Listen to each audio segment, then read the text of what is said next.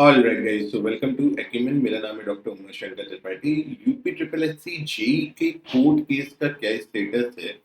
Last video में मैंने आपको बताया था कि 7 अप्रैल को इसकी सुनवाई होने वाली है, लेकिन 7 अप्रैल को इसकी सुनवाई की जो डेट थी वो डेट पहले ही शिफ्ट हो चुकी थी, तो 7 अप्रैल को इसकी सुनवाई होनी ही नहीं थी। बात को समझिए। देखिए क्या होता है कि जो हम लोगों ने लास्ट आपसे बात की, तो लास्ट जब इसकी हियरिंग हुई थी, उस समय यहाँ पे जो कोर्ट की ऑफिशियल वेबसाइट है, उस पे जो डेट पड़ी थी वो 7 अप्रैल थी, लेकिन वो डेट शिफ्ट हो चुकी थी। अब 7 अप्रैल को इसकी सुनवाई होनी ही नहीं थी, तो सुनवाई में क्या हुआ, इसके बारे में कोई चर्चा का विषय नहीं बनता है। अब सवाल ये उठता है कि अगली सुनवाई फिर आखिर कब है? तो अगली सुनवाई के बारे में अगर हम बात करें, तो यहाँ पे आप देख सकते हैं, ये हाई कोर्ट के लखनऊ बेंच का कोर्ट केस स्टेटस है। इसमें नेक्स्ट हियरिंग डेट सामान्यतः आपको देखने को नहीं मिलती है। आप यहाँ पे अगर आखिरी देखें तो 1/4/2025 को इसकी सुनवाई होने वाली थी, लेकिन सुनवाई नहीं हुई थी। ये केस पास ओवर हो गया था। अब इसकी नेक्स्ट डेट देखिए क्या है, ये देखने के लिए आपको ई कोर्ट सर्विसेज पे जाना पड़ता है। तो ई कोर्ट सर्विसेज में आप इसकी नेक्स्ट हियरिंग डेट देख पा रहे हैं, 5 मई 2025।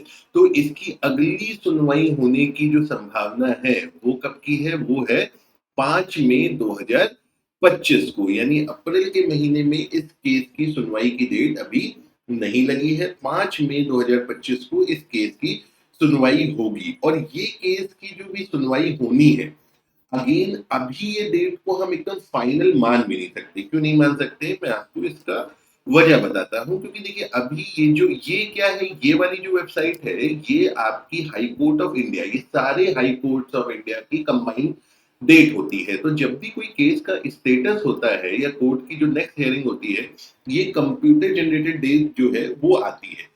जैसे जो पिछली 7 अप्रैल की डेट आई थी, वो भी आई थिंक कंप्यूटर जनरेटेड थी। तो ये 5 मई की डेट भी मोस्टली मुझे लग रहा है कि कंप्यूटर जनरेटेड है। क्यों कंप्यूटर जनरेटेड है? अगर ये कंप्यूटर जनरेटेड ना होती, तो यहाँ पे ये जो नेक्स्ट हियरिंग डेट है, इसमें डेट के साथ ये भी लिखा होता कि ये मेन लिस्ट में जाएगा या एडिशनल लिस्ट में यहाँ पे जाने वाला है। ये भी बात यहाँ पे आपकी आती।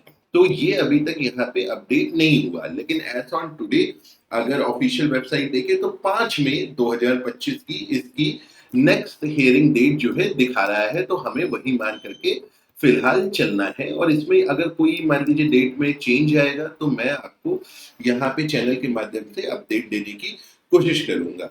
ये जो डेट में चेंज हुआ, ये ऐसा नहीं है कि 7 अप्रैल को हुआ था। ये एक्चुअली अगर मैं काफी रेगुलरली फॉलो करता हूँ, तो 3-4 अप्रैल को ही ये डेट 5 में दिखा रही थी। लेकिन मुझे ऐसा नहीं लगा कि ये बताना बहुत ज्यादा जरूरी है, क्योंकि देखिए बार बार इस केस में क्या हो रहा है, केस की डेट लगती है लेकिन सुनवाई होती नहीं है। जब तक सुनवाई नहीं होती, तब तक कुछ बात करने लायक बात ज्यादा है नहीं। लेकिन चैनल पे बहुत सारे वीडियोस में कमेंट है कि क्या हुआ क्या हुआ क्या हुआ, तो मुझे ऐसा लगा कि ये वीडियो बता देनी चाहिए, आप लोगों के साथ वार्तालाप कर लेना चाहिए, और आपको बता देना चाहिए कि भैया क्या स्टेटस यहाँ पे है।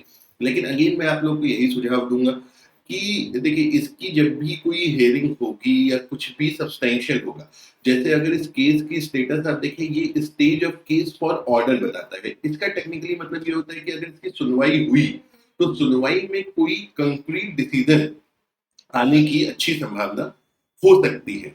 लेकिन होता क्या है कि सुनवाई नहीं होती है। उसके कारण मैंने आपको पिछले वीडियो में बताया था कि अधिकतर ये एडिशनल या अनलिस्टेड लिस्ट में आता है, तो बहुत पीछे की नंबरिंग में आता है। जब भी कोर्ट सुनवाई बैठती है, तो इतना पीछे इसका नंबर लगता है कि ये अर्जेंट मैटर में गिना ही नहीं जाता है।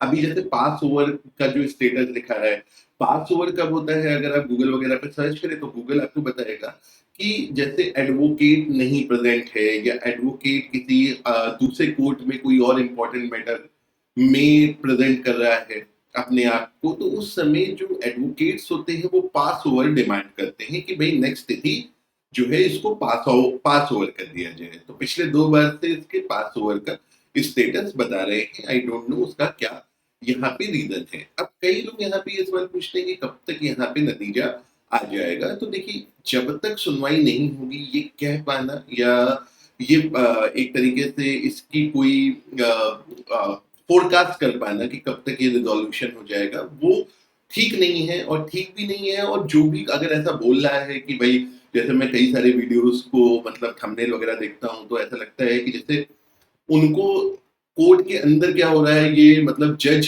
के माइंड में क्या चल रहा है, ये पता चल जाता है। देखिए ये सब मेरे को कोई तकलीफ नहीं है ये बात बोलने में कि ये बेवकूफ बनाने के तरीके हैं।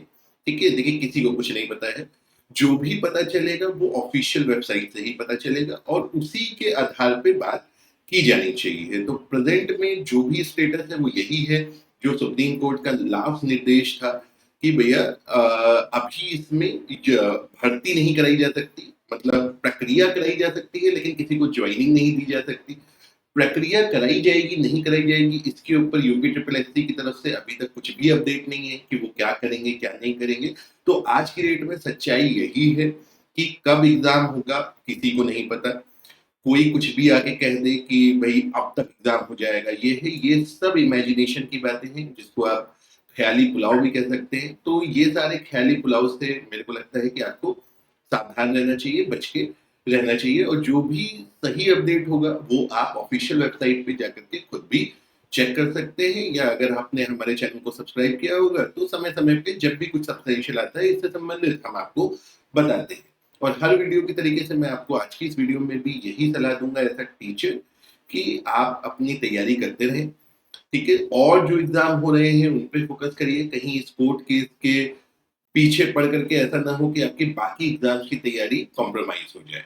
तो आज की वीडियो में इतना ही। अगर ठीक लगे तो चैनल को सब्सक्राइब करिए। With this thank you very much and have a good day.